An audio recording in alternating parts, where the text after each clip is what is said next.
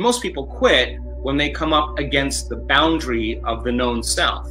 So now, stepping out of the known into the unknown is the perfect place to create from. So it makes sense then, if you truly wanted to change, and I studied this when we studied spontaneous remissions. Well, the first question is, what thoughts do you want to fire and wire in your brain? I mean, I think that's an important question. So when you put intention and attention behind it and you understand what you're doing, as you start to fire and wire those thoughts, if you keep doing it, you start installing neurological hardware.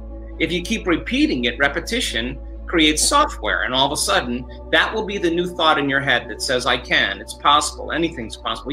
That becomes the common thought in your head. There's no magic there. It becomes automatic because you installed it.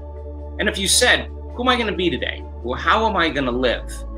And instead of getting up and just starting a routine, while you sat there with your eyes closed, you rehearsed mentally the choices you were going to make and the things you're going to do. The research shows that if you do that properly, the brain won't know the difference between a real life event and what you're imagining. And if you stay present with it, you install neurological hardware. If you keep it up every day, it becomes a software program and you start to behave like a happy person. Then here's the challenging part. Can you teach your body emotionally how it can feel in a new future? That means that you're going to have to feel the emotion of an event before it happens. Like, so most people will wait for their healing to feel gratitude. They'll wait for the change in their health to feel wholeness. That's kind of the old model of reality of cause and effect. We're waiting in lack and separation for something out there to tell us that we'll be better in here. That's a very compromised way of living, because we live in separation our entire life and we're disappointed.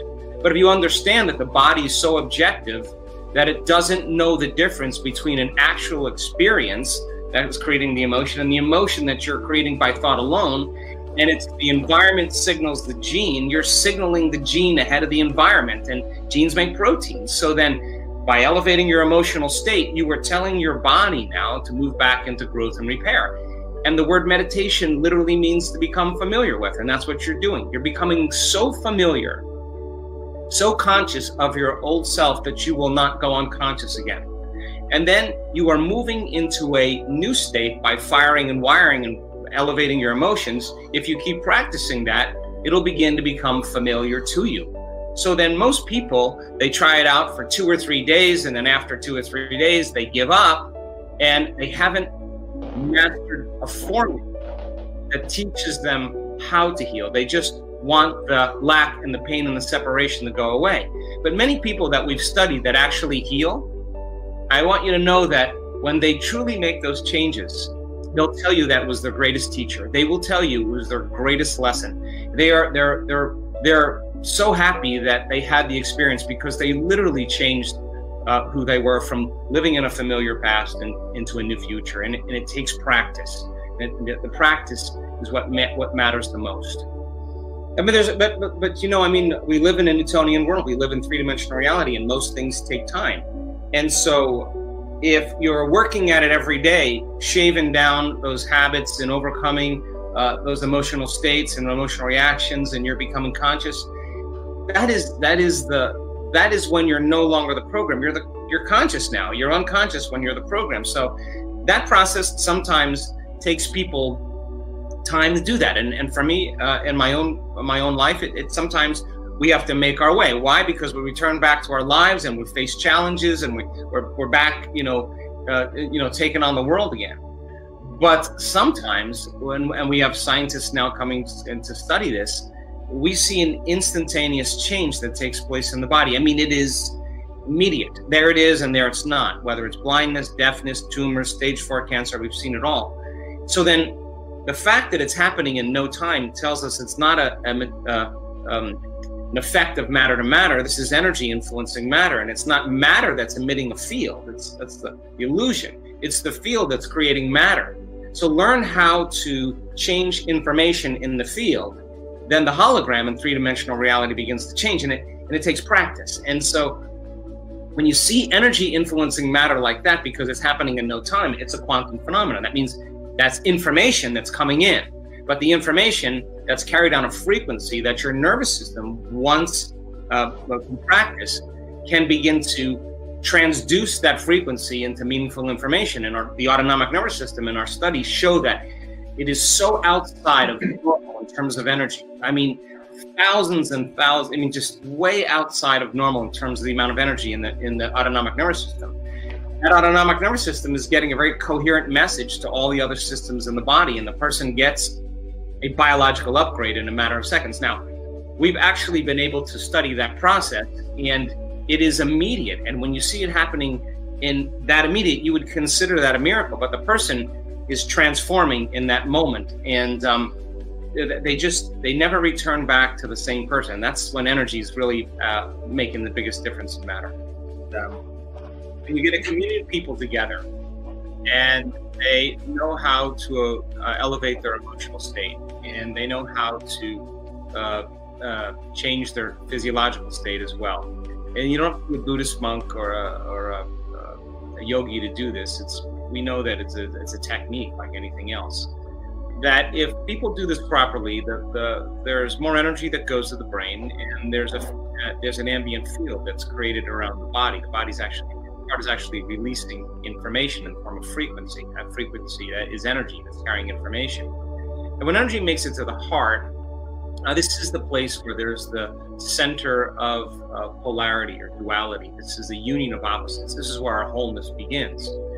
And when we do this properly, if you have that a community of people, like 1,000 people in a room, and they're creating that kind of heart coherence, if they can lay the thought, the intent on that frequency for the greatest good, say people in the front of the room wearing a heart rate monitor, it's very surprising to see the majority of those people who are receiving that energy, that their heart goes into coherence at the exact same time, the exact same day, and the exact same meditation.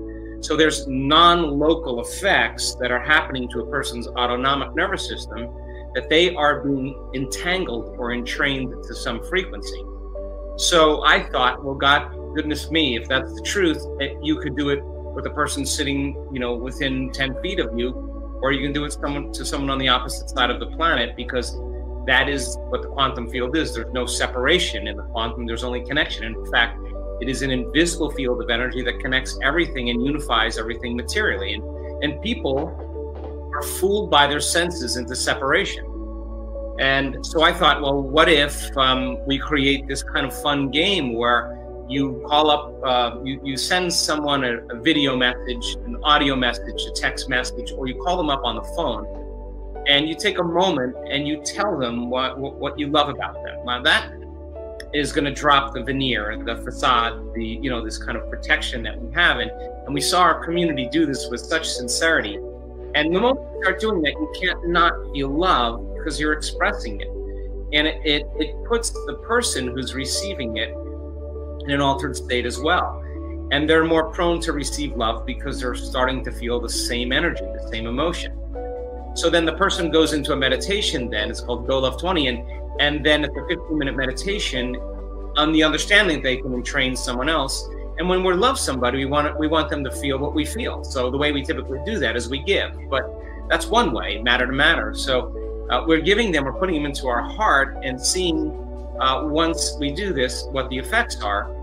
And then they take it and then they turn to someone and they do the same thing. And we've had over 50,000 people now doing this little thing. And it's a way to create a network of love that in fact is a different consciousness than the consciousness of fear, of pain, of suffering, of importance, control. This is, we tend to be more selfless when energy makes it into our heart. Now, that is a new consciousness. Imagine that people were so familiar with the feeling of love, they could regulate to such a degree. And we've seen oxytocin levels in some of our studies go so high off the chart. And oxytocin signals a chemical called nitric oxide, which signals another chemical called endothelial-derived relaxing factor that causes the arteries in your heart and lungs to literally swell. So now, with the same kind of reaction that we have in our sexual organs when we're aroused, that same intensity happens in the heart. Now, when that occurs, there's a reset in a person's baseline for trauma. Their immune system, their thymus is getting a lot of energy, their heart is regulating properly. That's a new consciousness. That's a consciousness that cares for one another, that tells the truth to one another, that supports one another, that informs one another, that heals one another, that shines for others so that they can shine, that considers the others when they make a choice. That is a new consciousness. And imagine that feeling being constant for you instead of fear. Imagine that feeling. And the research on oxytocin says that when you feel just a little bit of love, or you have a little bit of an elevation in oxytocin levels when it's externally administered, that it's impossible to hold a grudge. In other words, this isn't something where you're trying to be spiritually advanced and saying, I forgive you. This is, I feel so good. Listen, I feel so great. Forget about it. I don't care. I'm free. You free yourself and you free someone else. So there is a new consciousness emerging.